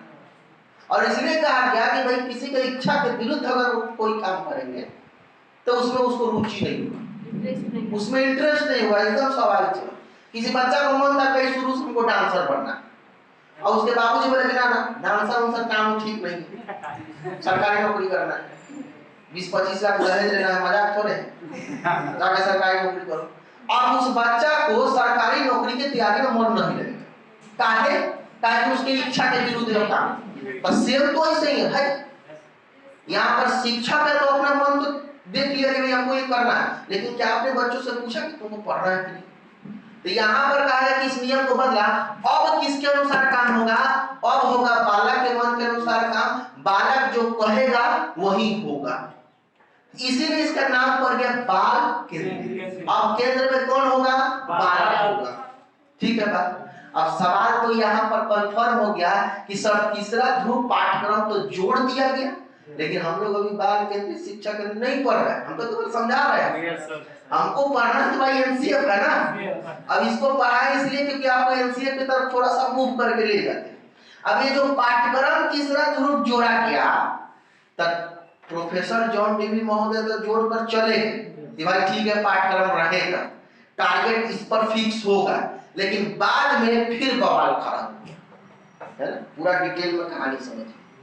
बाद में फिर से बवाल हुआ स्टार्ट। अब काहे के लिए बवाल, तो बोला कुछ मनोवैज्ञानिक कि भाई पाठ्यक्रम जोड़कर चले गए, बताइए पाठ्यक्रम सीधे जोड़ना बड़ी बात थोड़ी है, जोड़ कर अच्छी बात है, लेकिन यहाँ पर सवाल ये है कि बच्चा को हम क्या पढ़ाए, बच्चा को हम कितना पढ़ाए। अब जब पाठ्यक्रम आया है तो ये सब सवाल तो उठना लाजमी है, क्या पढ़ाए, कितना पढ़ाए। तीसरा जो प्रश्न था कि बच्चा को हम कैसे पढ़ाए, इसका जवाब कौन देगा। बात सही है, पूरे भारत के लिए प्रश्नवाचक चिन्ह बन गया कि बच्चा को क्या पढ़ाए, कितना पढ़ाए और कैसे पढ़ाए। ऑब्वियसली बात है भाई, क्लास 2 का बच्चा जो होगा उसको क्या पढ़ाना है, उसको कितना पढ़ाना है, उसको कैसे पढ़ाना है। और क्लास 8 का जो बच्चा होगा उसके लिए क्या कितना कैसे अलग हो जाएगा। सही बात कि क्लास 8 के बच्चा को क्या पढ़ाए, क्लास 8 के बच्चा को कितना पढ़ाए और क्लास 8 के बच्चा को कैसे पढ़ाए। 10+2 में फिर आ जाएगा मामला आएगा भाई कि 10+2 के बच्चे को क्या पढ़ाएं, कितना पढ़ाएं, कैसे पढ़ाएं, या फिर 2 क्लास के बच्चे को जैसे पढ़ाएंगे उसी तरह से क्लास 8 के बच्चे को पढ़ा सकते। नहीं सर, बोला समझ रहे बात को? अब इस तीनों पर हुआ बवाल खड़ा, बोला कि नहीं इसको सॉल्व करना होगा, बताना होगा, नियम लागू करना होगा कि क्लास 2 में क्या पढ़ाए, कितना पढ़ाए, कैसे पढ़ाए, क्लास 3 में क्या पढ़ाए, कितना पढ़ाए, कैसे पढ़ाए, क्लास 4 में क्या पढ़ाए, कितना पढ़ाए, कैसे पढ़ाए। अब ये तीनों सवाल का जवाब देने के लिए हमारे देश में विभिन्न कमेटी का गठन है ना, और वो सबसे पहला बात हमारे सामने आया कोठारी आयोग से। नाम सुने हम? यस सर, कोठारी आयोग। तो कोठारी आयोग का हमारे देश में गठन हुआ 1964 में 1964 में कोठारी आयोग का गठन हुआ, और कोठारी आयोग ने 1966 में अपना रिपोर्ट सौंपा। इसीलिए कोठारी आयोग की स्थापना की जब बात आती है तो 1964 से 66 यस लिखा रहता है, बोलिए ना। यस अभी हम लोग कोठारी आयोग को नहीं पढ़ रहे, केवल विचार प्रकट कर रहे हैं। कोठारी आयोग का गठन हुआ कब? 64 में। रिपोर्ट दिया कब बताएगा? 66। अब इसी के रिपोर्ट के अनुसार हमारे देश में सबसे पहले नेशनल एजुकेशन पॉलिसी बना, NEP। कब बना? पहली बार 1968 में। कांग्रेस की सरकार थी, इंदिरा गांधी उस समय प्रधानमंत्री थी। नेशनल एजुकेशन पॉलिसी का गठन हुआ कि बताइए क्या पढ़े, कैसे पढ़े, कितना पढ़ेंगे। उसके बाद में इससे काम नहीं चला, फिर एक और कमेटी का गठन हुआ, फिर एक और नेशनल एजुकेशन पॉलिसी आया। कब? दूसरी बार। नेशनल एजुकेशन पॉलिसी दूसरी बार कब आया? 1986 में, 1986 में। इसका 2 टारगेट था 1986 वाला का। पहला टारगेट तो यह इसको दिया गया कि भाई अपने देश में डिस्टेंस एजुकेशन का प्रचार प्रसार होना चाहिए। डिस्टेंस एजुकेशन का नाम सुने? यस सर, और डिस्टेंस एजुकेशन का नाम सुने हो तो इग्नू का नाम सुने होंगे। यस सर, इग्नू का नाम सुने हो तो इग्नू का फुल फॉर्म जानते हो? Indira Gandhi national open university. 1986 में कांग्रेस का सरकार था, उस समय इंदिरा गांधी प्रधानमंत्री थी, वो अपने नाम पर बोल दी क्या? Indira Gandhi national open university. 1986 के एजुकेशन पॉलिसी में इस पहली बार हमारे देश में दूरस्थ शिक्षा आया था, डिस्टेंस एजुकेशन का प्रचार प्रसार हुआ। तो first target national education policy दूसरा का यह था कि हमारे देश में डिस्टेंस एजुकेशन का प्रचार प्रसार होना चाहिए, और दूसरा ऑपरेशन ब्लैक बोर्ड अभियान की शुरुआत हमारे देश में किया जाए। अब कहिए सर जी ये ऑपरेशन ब्लैक बोर्ड का है? तो ऑपरेशन ब्लैक बोर्ड का मतलब केवल यह समझना कि 1 से 5 तक की जो शिक्षा बच्चों को दी जाती है, प्राथमिक स्तर की जो शिक्षा बच्चों को दी जाती है, इसमें टारगेट फिक्स किया गया कि भाई प्राइमरी एजुकेशन जो बेसिक एजुकेशन होता है वो हर बच्चों के पास पहुंचना चाहिए। और ऑपरेशन ब्लैक बोर्ड अभियान के तहत में यह अभियान चलाया गया कि प्रत्येक पंचायत में, प्रत्येक ब्लॉक में कम से कम 2 रूम, 1 ऑफिस और एक छोटा सा प्लेग्राउंड वाला प्राथमिक विद्यालय जरूर होना चाहिए। तो अगर आपसे कोई पूछेगा कि ऑपरेशन ब्लैक बोर्ड अभियान किस स्तर से जुड़ा हुआ है, किस शिक्षा से जुड़ा हुआ है, तो आपका जवाब होगा प्राथमिक शिक्षा से। तो उसको, उस टारगेट को भी किसमें फिक्स किया गया था? 1986 वाला में। फिर हमारे देश में एक और कमेटी का गठन हुआ 1987 में। 1987 वाले कमेटी का नाम था आचार्य राममूर्ति कमेटी। क्या नाम था? आचार्य राममूर्ति कमेटी। आचार्य राममूर्ति कमेटी का जब गठन हुआ तो इसका भी 2 टारगेट मिला। पहला टारगेट यह था कि भाई अपने ही देश में उच्च शिक्षण संस्थान की स्थापना होनी चाहिए, मतलब हायर एजुकेशन के लिए बच्चा देश से बाहर न जाए। अभी आप लोग जो बीएड कर रहे हैं हायर एजुकेशन, आज से 5 साल पहले का क्रेज देखिए बीएड का और अभी का क्रेज देखिए, अंतर समझ में आ रहा है? पहले गांव में अगर कोई आदमी बीएड पढ़ लेता था तो लोग उसको मास्टर समझ लेते है कि नहीं? 2 साल पहले तक जो बीएड करता था तो अभी भी लोग समझ और पेपर हो गए है कि नहीं? अब बीएड किए हैं तो लोग आपसे सवाल करेगा सीटे हुआ है कि ना, तो ना अभी ना चांस, समझ रहे ना? और सीटेट पास करने के बाद में लोग यह समझना चालू कर दे रहा है कि और तो भूल जाएगा। 3 साल के बाद में सीटेटो वाला ऐसा ही मिलेगा, सीटेट पास करो और भी नहीं होगा, और उसके बाद में आएगा सुपर टेट। सुपर टेट का मतलब समझते हैं? पीटी और मेंस जानते हैं? और सीटेट होगा पीटी और बाद में सुपर टेट होगा मेंस, तब उसके बाद में बनेगा शिक्षक। लेकिन बिहार में अभी 5 साल ही काम होने वाला नहीं, लेकिन आप हमसे लिखवा लीजिए आफ्टर 5 ईयर ये होना तय है। क्राउड बढ़ेगा, लोग बढ़ेंगे, बेरोजगारी है, लोग बीएड करेंगे, सीटेट पास करेंगे, तो सरकार पैसे छांटेगा, तो वो परीक्षा कर देगा, अपने आप जो कचरा होगा निकलेगा। सही है कि नहीं बताइए? अब समझने का प्रयास कीजिएगा कि उच्च शिक्षण संस्थानों की स्थापना अपने देश में होना चाहिए। बात किसने कहा? आचार्य राममूर्ति कमेटी ने, कि हायर एजुकेशन के लिए बच्चा को कहीं और नहीं जाना पड़े। बोले ना, नहीं समझ में आ रहा है क्या? आ रहा है। उसके बाद में दूसरा टारगेट यह दिया गया, दूसरा टारगेट यह हुआ कि भाई बच्चा को हायर एजुकेशन के लिए कहीं जाना नहीं है, और दूसरा टारगेट यह दिया गया कि शिक्षकों को प्रशिक्षण से पूर्व स्कूल में भर्ती नहीं किया जाए। मतलब अगर टीचर को ट्रेनिंग देने के बाद ही उसको सेवा प्रदान करना है। मतलब अगर आप जब तक ट्रेनिंग नहीं लेते हैं तब तक आप पढ़ा नहीं सकते, तो ट्रेनिंग लेना भी अनिवार्य है। बताइए यह बात कहा गया कब? 1987 में। उसके बाद भी बिहार सरकार मूर्खाधिराज शिक्षा मित्र का बहाली, इस नियम को देखते हुए भी हनन किया। इस पर केस करने वाला कोई है ना? कौन बोलेगा भाई? उसी को जेल में डाल देगा। कौन बोलेगा? जो जात के नाम पर लड़ रहा है वो बोलेगा ये बात, उसको पता है ना कि है। सही है कि नहीं? उसके बावजूद भी बिहार सरकार ने बिना ट्रेनिंग के, बिना प्रशिक्षण के टीचरों को बहाली किया, है ना? जितना जो है गांव में घूम रहा था, चल रहा था, इधर घूम रहा, बेरोजगार है, पकड़ के उसको स्कूल में भर्ती कर दिया। आज शिक्षा व्यवस्था उसी का गढ़ते चला गया। देखिए बिहार का, तब ना उसके माई मुंह में माई घुसे कहा जाता है, बताइए एप्पल का स्पेलिंग क्या है? माई खाली देख लिए तो हालत खराब है कि नहीं? एलिफेंट का स्पेलिंग क्या? आपसे पूछेगा तो आप दहाड़ दीजिएगा एकदम। क्या आप जानते हो नेशनल करिकुलम फ्रेमवर्क के अगर कोई आपसे सवाल करता है, मतलब तुम हमारे क्षेत्र की पूरी जानकारी रखते हो, अगर कोई जर्नलिस्ट आपसे सवाल कर रहा है तो आपका ये हक बनता है, आपका ये अधिकार है। इसका मतलब ये हो गया कि आप हमारे क्षेत्र का पूरा जानकारी रखते हैं। जर्नलिज्म करना, जर्नलिस्ट बनना ऐसे ही नहीं है भाई।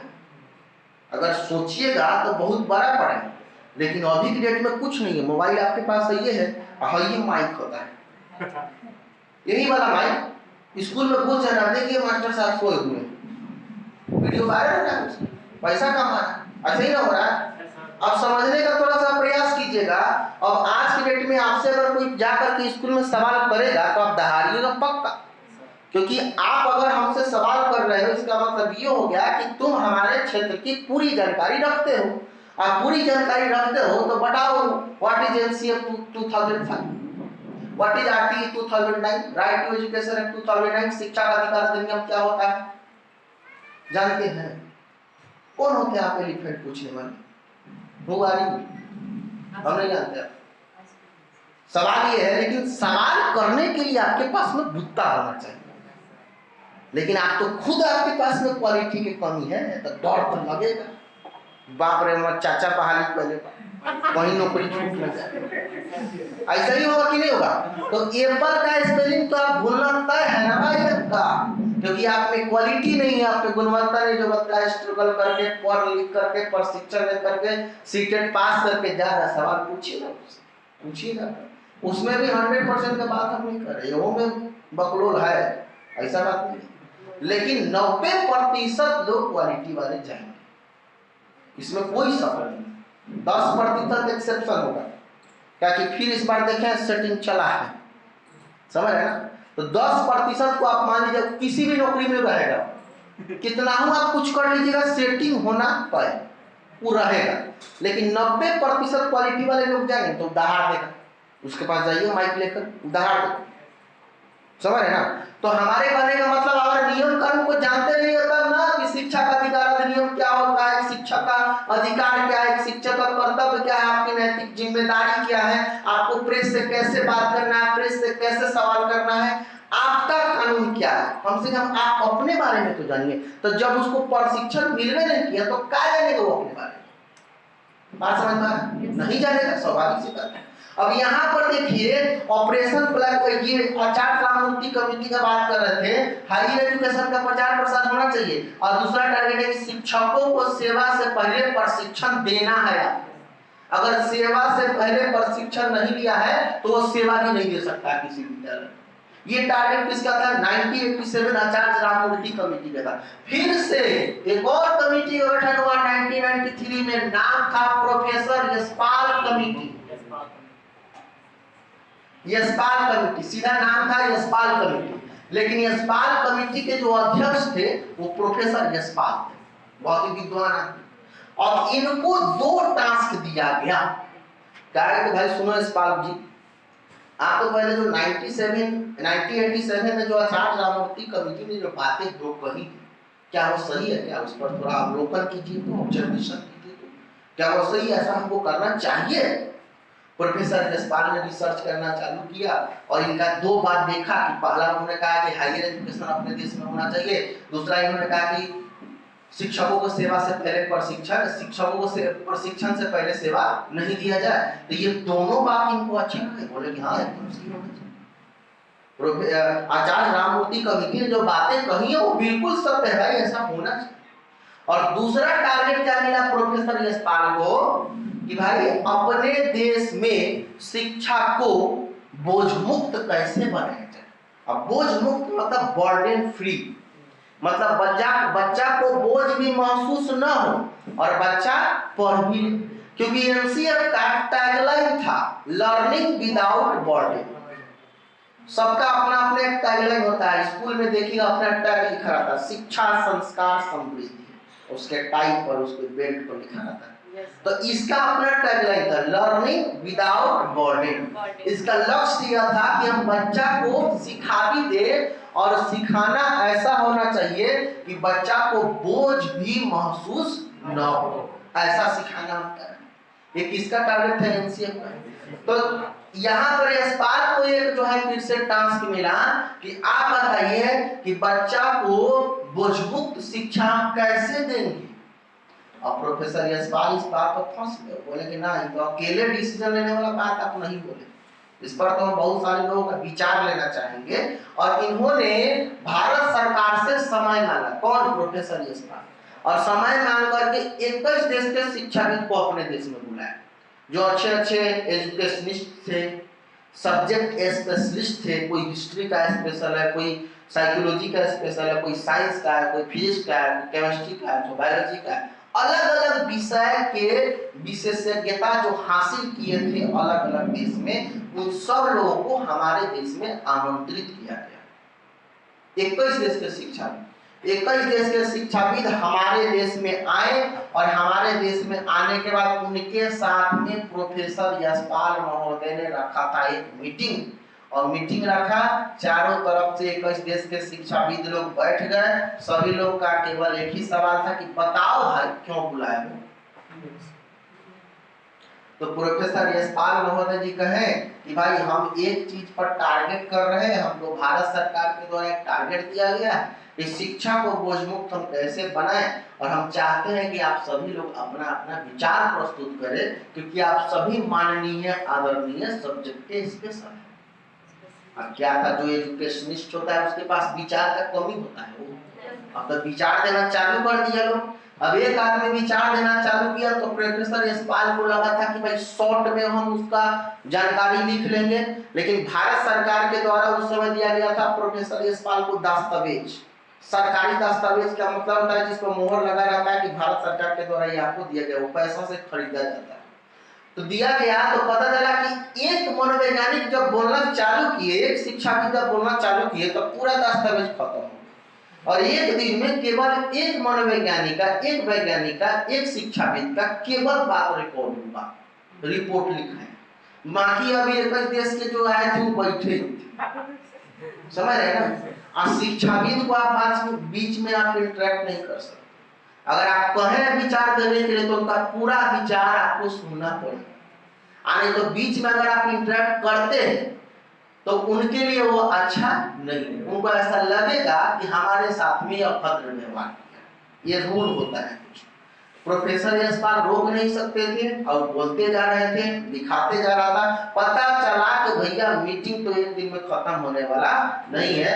मीटिंग भी खत्म नहीं हुआ, अब पता चला कि दस्तावेज भी कम पड़ गया। अब दस्तावेज जब कम पड़ गया तो एनसीईआरटी का नाम सुने एनसीईआरटी का नाम सुने होंगे। तो एनसीईआरटी ने कहा कि यशपाल भाई चिंता नहीं करना है ना, दस्तावेज खरीदने की जिम्मेदारी हमारी, और दस्तावेज को जीवन भर हमेशा हमेशा इसको रखने की जिम्मेदारी हमारी, सुरक्षित रखने की जिम्मेदारी हमारी। लेकिन आप इन लोगों से रिपोर्ट लेना चालू कीजिए। सहयोग कौन किया? अब ये सब बात इंटरनल जब जानिएगा तब आपको थोड़ा सा डिटेल जानकारी। एनसीईआरटी ने दस्तावेज खरीदने की जिम्मेदारी ले लिया, उस रिपोर्ट को अपने पास में सुरक्षित रखने की जिम्मेदारी ले लिया, और तब फिर से मीटिंग स्टार्ट हुआ। दूसरा दिन, तीसरा दिन, चौथा दिन, पांचवा दिन, कई दिनों तक यह मीटिंग चला। और कई दिनों तक मीटिंग चलते चलते कई देश के शिक्षाविदों ने अपना अपना विचार रखा। कोई फिजिक्स में रखा, कोई केमिस्ट्री में रखा, कोई बायोलॉजी में रखा, कोई हिस्ट्री में रखा, जो जिसका स्पेशल था उसमें अपना विचार रखना चालू किया। सभी लोगों ने रखा। लगभग 180 पेज प्लस यह रिपोर्ट हमारा बन गया। अब यह रिपोर्ट में 180 पेज में केवल यही बात पर टारगेट किया गया था कि शिक्षा को बोझ मुक्त कैसे बनाए। ये वो छोटा लाइन था कि शिक्षा को बोझ मुक्त कैसे बनाए, और इस पर विचार कितना बना? 180 पेज प्लस। 180 पेज प्लस में जो 21 देश के शिक्षाविदों के द्वारा विचार दिया गया है, उन्हीं विचार को आज के डेट में एनसीएफ 2005 का विशेषता मानते हैं, और वहीं से सवाल हमसे पूछा जाता है। पढ़ना हमको उसी को। अब इतना कहानी कहने के बाद अब आपको समझ में आया होगा कि हमारा जवाब कहां से मिला कि क्या पढ़ना है, कितना पढ़ना है, कैसे पढ़ना है। इस 180 पेज से मिला कि क्या पढ़ना, इसमें सब लिखा हुआ था। क्लास 2 के बच्चों को कितना पढ़ना है, क्या पढ़ना है, कैसे पढ़ना है। क्लास 8 के बच्चों को क्या पढ़ना है, कैसे पढ़ना है, कितना पढ़ना है। अब इसका जवाब हमको कहां मिले? 180 पेज बस। इसका मतलब ये हो कि भाई एनसीएफ को पूरे जानकारी को जानने के लिए हमको 180 पेज पढ़ना, तभी तो हम जान पाएंगे। लेकिन 180 पेज को आप पढ़िएगा और उसमें से जो सीटेट में प्रश्न पूछा जाता है, तो 180 पेज को हमने बदल दिया है 3 से 4 पेज में, समझ रहे? और 3 से 4 पेज में हमने बदलकर आपके सामने रख दिया है। अब 180 पेज का निचोड़ जो है वो 3 से 4 पेज है। अब इस 3 से 4 पेज को आप पढ़ लीजिएगा। सीटेट में काम आएगा, बीटेट में काम आएगा, स्टेट में काम आएगा, केबीएस में काम आएगा, एनबीएस में काम आएगा, आर्मी पब्लिक उसमें काम आएगा, रेलवे पर कोई भी टीचिंग या टेट एग्जाम में काम आएगा, क्योंकि यही 3 पेज आपके लिए सबसे ज्यादा इंपॉर्टेंट है। हम ये नहीं करेंगे 180 पेज बेकार है, नहीं, उसमें सही बात, लेकिन आपके टीचिंग एग्जाम के लिए इतना जरूरी है जितना हम इसमें लिखे। और इस विशेषता पर हम लोग चर्चा करेंगे कल, क्योंकि इसका थोड़ा सा डिटेल चर्चा है, ये दिन में खत्म होने वाला नहीं। आज तक खाली हम अवधारणा बताने में आपको आता है। हम चाहते तो केवल एनसीएफ का विशेषता बताना चालू करते, इसमें कोई शक नहीं। लेकिन मेरा ऐसा मानना है कि जब तक आपको डिटेल जानकारी नहीं हो मजा नहीं आएगा। अब हमको लगता है कि आप में इतना कॉन्फिडेंस तो जरूर आ गया होगा कि अगर आपसे कोई पूछेगा कि एनसीएफ क्या है, तो ये सारा बात जब उसको बताइएगा 1968 की कहानी, 1986 की कहानी, 1987 की कहानी, आचार्य राममूर्ति की कहानी, यानी कि दूसरा कहानी, और उसके बाद प्रोफेसर यशपाल की कहानी, 21 देश के शिक्षाविद की कहानी, 180 पेज की कहानी, एनसीईआरटी की कहानी, तो अब आदमी समझ बाप रे भारी जानकारी लग रहा है, बात समझ में आया। लेकिन अगर आपसे कोई पूछता कि एनसीएफ क्या है, तो आप कहते कि ना जरूरी है। भाई काहे जरूरी है? अरे जरूरी है तो है, तो ये कोई आपका तर्क थोड़ा बना, एनसीएफ क्यों जरूरी है तो आप पूरा बताइए ना कि प्राचीन युग में पहले बाल केंद्रित शिक्षा हुआ करता था, शिक्षक केंद्रित शिक्षा हुआ करता था, हो गया बाल केंद्रित तीसरा ध्रुव जुड़ा गया, पाठ्यक्रम पहले होता था द्विध्रुवीय हो गया तीन-ध्रुवीय, पाठ्यक्रम में सवाल यह कि क्या पढ़े, कैसे पढ़े, कितना पढ़े, उसके लिए हमारे देश में विभिन्न कमेटियां गठन हुआ 1968, 1987, 1987, फिर उसके बाद 1993 प्रोफेसर यशपाल कमेटी का गठन था कि लर्निंग विदाउट बर्डन एनसीएफ का एक टैगलाइन था। उसी के आधार पर यह बातें हमारे देश में कहा गया कि शिक्षा को मजबूत कैसे बनाया जाए, उसके लिए कई देश के शिक्षाविद अपना अपना विचार प्रकट किए और उस विचार के बाद में एनसीएफ के 2005 की विशेषता मानते हैं। क्यों, क्या, कैसे पढ़ना, इस सब का जवाब उसी में। मैंने हम तो बोल दिया आपको 1 मिनट में, लेकिन आप इसको आराम से आधा घंटा में बोल सकते हैं, है कि नहीं बताइए। तो ये कहानी अवधारणा बना कौन सा बताएगा एनसीएफ में। तो चाहे तो हम पढ़ा सकते थे केवल विशेषता, लेकिन हम यह पढ़ाएं इसलिए क्योंकि हम चाहते हैं कि आप अच्छा शिक्षक बने। सीटेट उत्तीर्ण के साथ साथ में आप में गुड क्वालिटी होना चाहिए, एक अच्छा गुणवत्ता होना चाहिए कि आप कहीं पर विचार अपना प्रस्तुत करें तो सामने वाला बोले अरे भाई पढ़ा लिखा मास्टर लगता है, ठीक है ना। ये चीज आपके व्यवहार में थोड़ा सा परिवर्तन तो जरूर, क्योंकि आप एक ट्रेंड टीचर बनने वाले और आपने वो क्वालिटी दिखना चाहिए कि हाँ वाकई में प्रशिक्षित है। तो जानिएगा तो नहीं जानिएगा तो वही रट्टा मार विधि अपनाइएगा, कुछ नहीं होगा। और हमारे पास में शॉर्टकट तरीका नहीं, हम कई बार कहे हम डिटेल ही पढ़ाएंगे, हमको शॉर्ट पढ़ाने आता ही नहीं। कोई भी हिंदी शिक्षण, गणित शिक्षण, कोनो शिक्षण होगा वो डिटेल ही हम पढ़ाएंगे, शॉर्टकट नहीं, बिल्कुल नहीं। एक वर्ड रहता है उसमें 10 मिनट का लेक्चर करेंगे, क्या है क्योंकि हमको लगता है कि 1 मिनट बोल जाने से बच्चा को समझ में आने वाला नहीं, और ऐसा उसको पढ़ाएंगे कि कोनो परीक्षा में अगर वो टॉपिक आएगा तब मान लीजिए ये स्ट्रक्चर लेकर के, ठीक है। तो चलिए आज हम आप लोगों को क्या पढ़ा दिए एनसीएफ के बारे में, एक बार रिवीजन कीजिएगा उसके बाद चले जाइएगा। एनसीएफ का फुल फॉर्म क्या होता है? नेशनल करिकुलम फ्रेमवर्क, हिंदी में क्या बोलेंगे? राष्ट्रीय पाठ्यक्रम की रूपरेखा 2005। पहले कौन सा शिक्षा व्यवस्था था हमारे देश में? शिक्षा केंद्रित शिक्षा। अब कौन सा शिक्षा है? बाल केंद्रित। तो शिक्षा केंद्रित द्विध्रुवीय था कि तीन ध्रुवीय? द्विध्रुवीय। द्विध्रुव में पहला ध्रुव कौन था? दूसरा ध्रुव कौन था? केंद्र में कौन होता था? शिक्षक, ठीक है ना। अब जो है त्रिध्रुवीय कि द्विध्रुवीय? त्रिध्रुवीय, जिसमें पहला ध्रुव कौन है? दूसरा पर, तीसरा पर, अच्छा तीसरा ध्रुव जोड़ा कौन गया? केंद्र में कौन रहेगा? जो केंद्र में रहेगा उसके मन के अनुसार काम होगा। बाल केंद्रित में किसके मन के अनुसार काम? शिक्षा केंद्रित में किसके मन के अनुसार काम? अच्छा एनसीएफ का टैगलाइन क्या था? लर्निंग विदाउट बर्डन था। सबसे पहले हमारे देश में शिक्षा नीति 68 में आया, उसके बाद 86 में आया। 86 का 2 टारगेट था, डिस्टेंस एजुकेशन का प्रचार प्रसार करना, ऑपरेशन ब्लैक बोर्ड अभियान का शुरुआत करना। ऑपरेशन ब्लैक बोर्ड अभियान प्राथमिक शिक्षा से जुड़ा हुआ था, बोलिए ना। 1987 में किसका गठन हुआ? आचार्य राममूर्ति कमेटी का, इसमें 2 सिफारिश था। हायर एजुकेशन का प्रचार प्रसार होना चाहिए, दूसरा क्या था? शिक्षा को सेवा से पहले प्रशिक्षण दिया जाना चाहिए। उसके बाद 1993 में किसका गठन हुआ? यशपाल कमेटी का। यशपाल का 2 टारगेट था, पहला ये आचार्य राममूर्ति कमेटी के बातों का अवलोकन कीजिए तो उन्होंने कहा सही है। दूसरा टारगेट क्या था कि भाई शिक्षा को मजबूत कैसे बनाया जाए, उसके लिए कैसे शिक्षा में हमारे देश में बोलिए ना मीटिंग रखा गया और उस 180 पेज प्लस में जो बातें शिक्षाविदों के द्वारा कही गई हैं वही एनसीएफ के 2005 का विशेषता बन गया।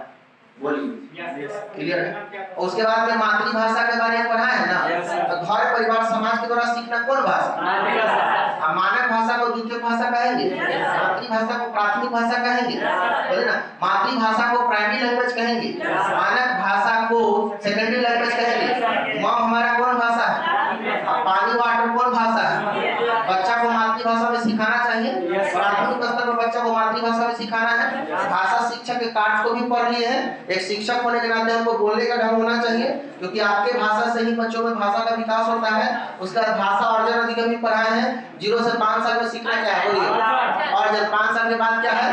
अपने आप सीखना क्या है? सिखाया जाना क्या है? समाज में सीखना क्या है? विद्यालय में सीखना क्या है? और औपचारिक सीखना क्या है? औपचारिक सीखना क्या है? अपने आप सीखना क्या है? सिखाया जाना क्या है? और यहाँ सब क्या सीखना क्या है? अर्जन, समझ है ना। और अपने आप सीख लेना क्या है? और जगह। अच्छा बताइए अनुकरण के द्वारा सीखना क्या है? और यहाँ सब क्या सीखना क्या है? हो गया बात समझ। अब 5 मिनट का आप हमको समझ देंगे, टाइम के बारे में डिस्कस करना है आपसे, ठीक है ना। देखिए समय के लेकर के थोड़ा सा आप लोगों के पास में प्रॉब्लम हुआ है, ठीक है ना, समझ लो। लेकिन आपके पास में ऑप्शन है, दोनों बात को पहले समझ लीजिए क्या हम कह रहे हैं आपको, ठीक है।